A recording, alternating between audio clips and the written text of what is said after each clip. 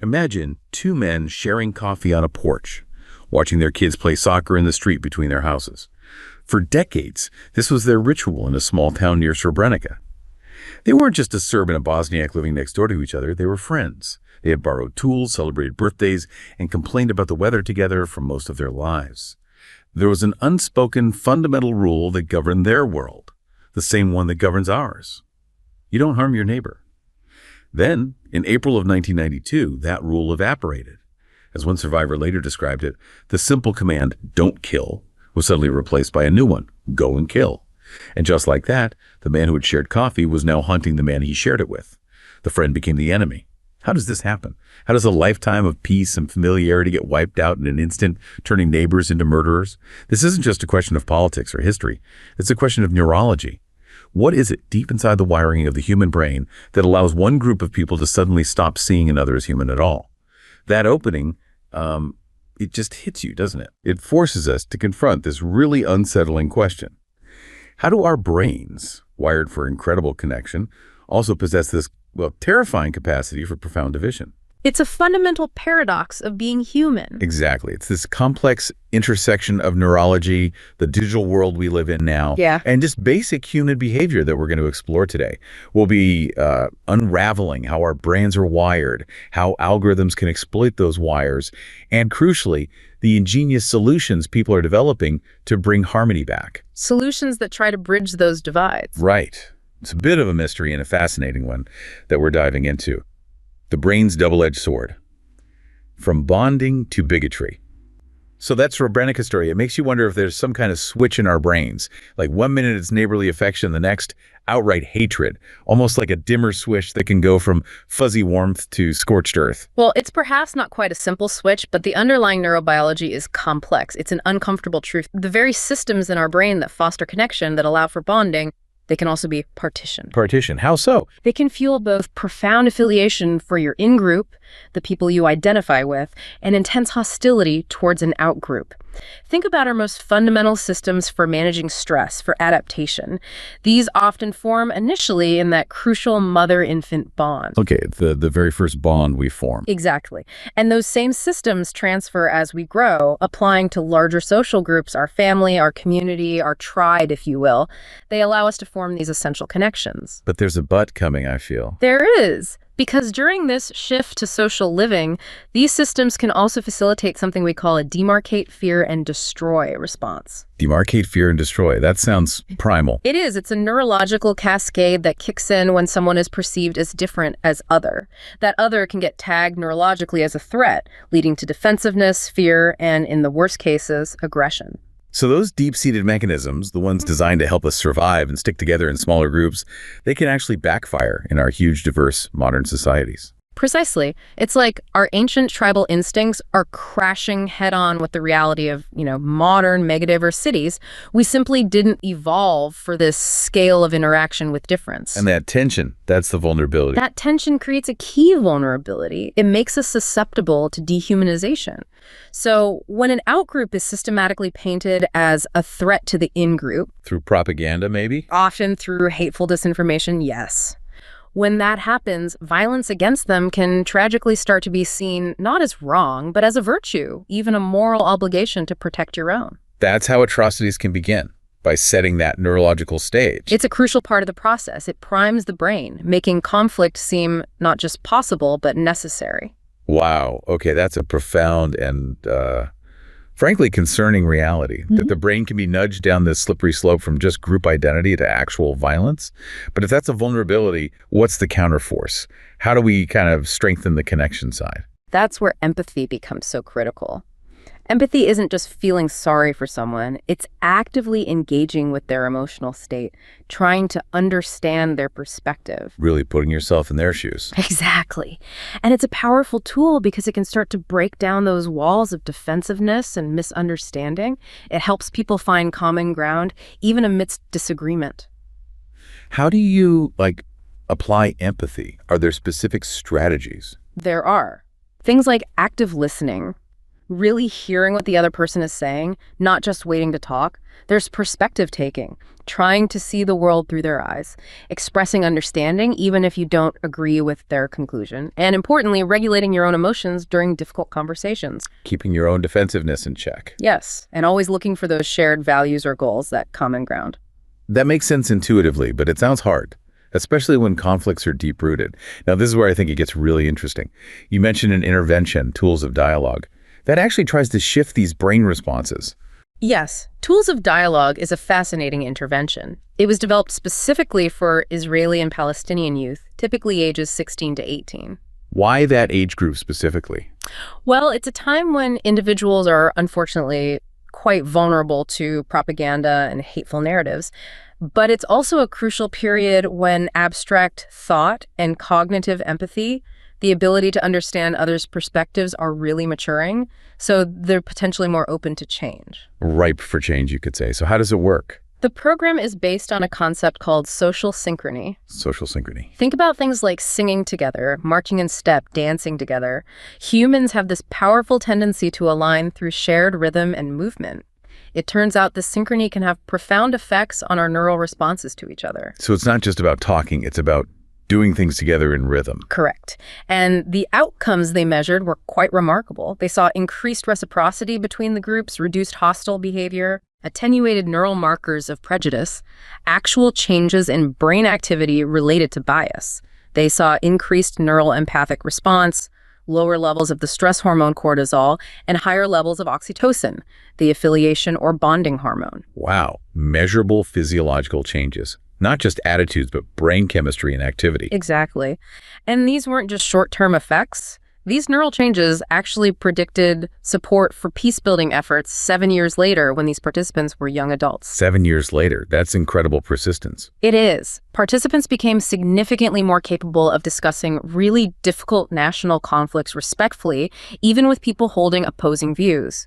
It shows that social synchrony isn't just a nice activity. It can genuinely shift the neurobiology away from hatred and towards affiliation. So we can literally kind of build new neural pathways for peace. That's the implication, yes. Quite literally. The digital echo chamber, how algorithms weaponize identity. Okay, so we've unpacked some of these incredible, maybe slightly scary insights into how our brains are wired, this potential for tribalism, but also this capacity for empathy and change. But if our brains have these tricky instincts, what happens when we throw the internet into the mix? Yeah, yes. The digital accelerant. Right. It feels like information and maybe disinformation can just explode globally in seconds now. It seems like pouring rocket fuel on those ancient biases we just talked about. Well, you're right about the acceleration. The mechanics of propaganda haven't fundamentally changed that much. Its roots go way back, even to religious contexts like propagation of faith. And the tactics developed in the 20th century, things like black propaganda, using fake sources, or gray propaganda, mixing truth and lies. Those still work. Oh, they're tragically effective, especially using emotional appeals, powerful symbols, sheer repetition. What's truly transformed is the speed, the reach, and the insidious precision with which propaganda can now be delivered. It exploits our neurological vulnerabilities in real time, often targeting people when they're most vulnerable. Like in communities already in crisis. Exactly. Propaganda has always been most effective then. But now the crisis itself can almost be manufactured or certainly amplified online. And social media platforms, they seem to have become these new battlegrounds for identity politics, for hate speech, for conflict. We saw it with groups like IS, right? Their recruitment success was heavily credited to sophisticated social media strategies. Astonishingly so. Over 40,000 foreign fighters drawn globally. It highlights how potent these platforms can be. So what is it about social media specifically that makes them, as you put it, alarmingly susceptible to being weaponized? Several things. We all know about bubbles or echo chambers, right? Where algorithms feed us more of what we already like or agree with. Sure, filter bubbles. So it's more active than that. The algorithms often optimize for this isolation. They don't just reflect existing divisions, ethnic, ideological, linguistic. They can actively deepen them, sometimes in ways that are deliberately hard to spot. So they reinforce the use us versus them dynamic we talked about earlier. Precisely. And within these reinforced bubbles, rumors can gain traction and seem like credible information, Collective online outrage can build incredibly quickly and then spill over into real-world violence. And it's hard to police. Extremely difficult. The weaponized information evolves so fast. Identifying the individual instigators, especially if they're using fake accounts or operating across borders, is a huge challenge. It's like a game of digital whack-a-mole, but the consequences are devastatingly real. And it's not just malicious users, right? You mentioned the platforms themselves. Their actual design might be part of the problem. Yes, that's a critical point. The fundamental business model of many platforms relies on engagement. Engagement-based ranking systems prioritize content that gets comments, shares, clicks, keeps you scrolling longer. And what kind of content tends to get the most engagement? Unfortunately, often it's divisive, controversial, emotionally charged content. Outrage is highly engaging. Jonah Peretti, BuzzFeed's CEO, even noted their most divisive stuff went most viral. Internal analyses at Facebook apparently confirmed that misinformation, toxicity, and violent content are inordinately prevalent among reshares. Wow. So the algorithm, trying to maximize engagement, inadvertently promotes the worst stuff. Some politicians even called it a hate algorithm, didn't they? They did. And it's not unique to Facebook. Twitter's algorithm, when parts were open-sourced, also seemed to prioritize retweets and replies, which suggests similar conflict dynamics might be baked into its system too. The incentive structure pushes towards conflict. It's a chilling feedback loop. The system designed to connect us potentially ends up dividing us more intensely. Can you give us a really stark example of how this plays out? Absolutely. The real-world impacts are, frankly, terrifying. Take Myanmar. It's a truly horrific case. You had financially motivated actors, some based outside the country in places like Cambodia and Vietnam, churning out pro-military disinformation. What kind of disinformation? Vile stuff, including completely fabricated rumors about rape designed specifically to incite hatred against the Rohingya minority. And it wasn't just online chatter. This directly fueled mob violence in cities like Mandalay. So digital lies led directly to physical attacks. Directly. Or look at tactics used in places like Kenya or Ethiopia. You have online trolls deliberately posing as members of different ethnic groups. Their sole purpose is to post inflammatory content, to sow distrust and incite tensions between communities. It's insidious, fracturing society from within. It really is a complex web, and it feels quite overwhelming. But I guess understanding how these mechanisms work, both in our brains and online, is the first step towards pushing back. Definitely. It might seem global and overwhelming, but understanding the mechanisms is key. And often the solutions bring us back to the human scale, to education and interaction. Education, dialogue, and policy for peace. Okay, so let's shift to the proactive side. It's a heavy topic, but as you say, there are brilliant people working on solutions. How can we upgrade our minds and systems, so to speak? Exactly. And education is absolutely critical here. It builds social cohesion and acts as a buffer against these negative influences. There was a fantastic program in Turkish schools involving Syrian refugee children and local Turkish children. What did they do? They focused explicitly on cultivating perspective-taking. They had curriculum modules with names like different people, same emotions, and understanding, my friend, trying to build that empathic muscle we discussed earlier. And did it work? The results were really impressive. They saw significantly lower peer violence and victimization, less social exclusion, less ethnic segregation in the playground. But more than that, they saw increased trust, more reciprocity and cooperation, even more altruism kids, being kinder even to anonymous recipients, regardless of their ethnicity. Wow. Real behavioral change. Yes. And what's also remarkable is how cost-effective it was, something like $5.40 per child. That's an incredible return on investment for building peace, wouldn't you agree? Oh, absolutely. That's powerful validation. It shows that teaching empathy isn't just, a nice idea or a soft skill. It's a concrete intervention with measurable positive outcomes. And this connects to broader efforts around media literacy, too.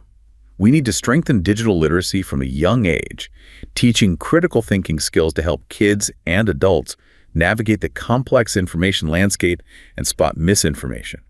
Using culturally appropriate messaging is key here. Like the UK's Embracing Difference Ending Bullying program. Exactly. Programs aimed at creating genuinely inclusive school communities.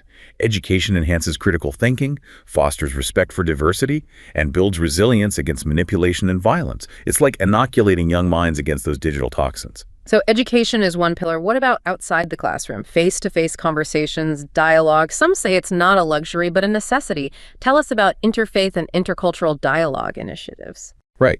And the key here is that effective dialogue is usually seen as an ongoing, long-term process. It's not just a one-off meeting. It's about building sustained relationships and understanding. Building trust over time. Precisely. Look at the Network for Dialogue in Europe. It fosters interreligious and intercultural dialogue specifically to help with the social inclusion of migrants and refugees. They connect faith leaders with civil society leaders to combat hate speech together and build solidarity. It leverages the influence of respected community figures. Using existing social structures for peace. Yes. Or take Ethiopia's Interreligious Council. It was established by the country's 7 dominant religions with government support as a unifying umbrella. Importantly, they actively include minority religions too, promoting this idea of shared humanity.